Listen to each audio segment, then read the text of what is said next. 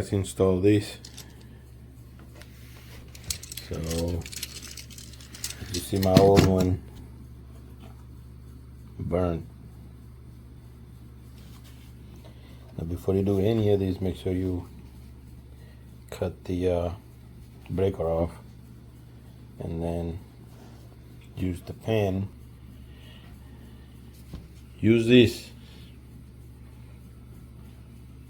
to check if it's a live wire. By putting it on there, it'll beep. But since it's not a live wire, it's not gonna beep. But I'm gonna show it to you on that one. I'm gonna show you on my water heater. See that? That's a live wire.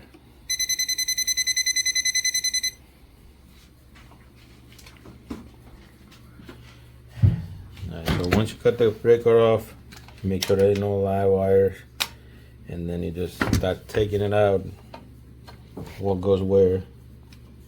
So you see the black one right there, ground, and white. Alright, so we're gonna take the new one. We're gonna hold it the same way this one is. I got the ground on the bottom, the white goes right here, and black goes up here.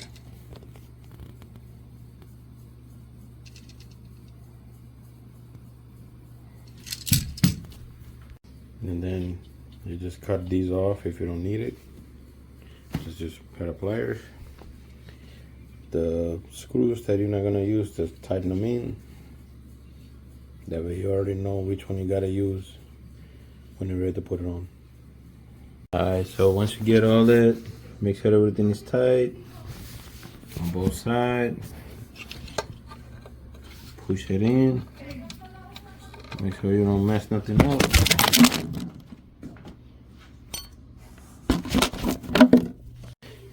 So make sure everything is tight. Put it in, and then let's try it out.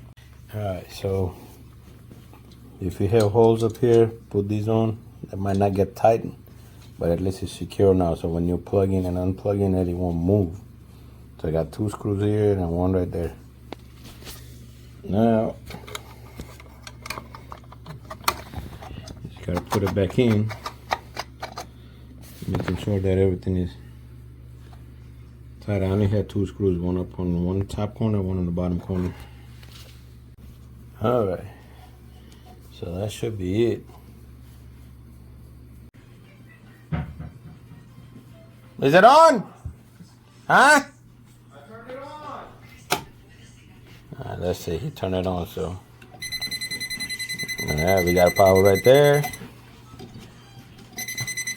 Got power right there. So we connected good. Alright, so there we go. Now let's see if the washer works. Yep. And that it.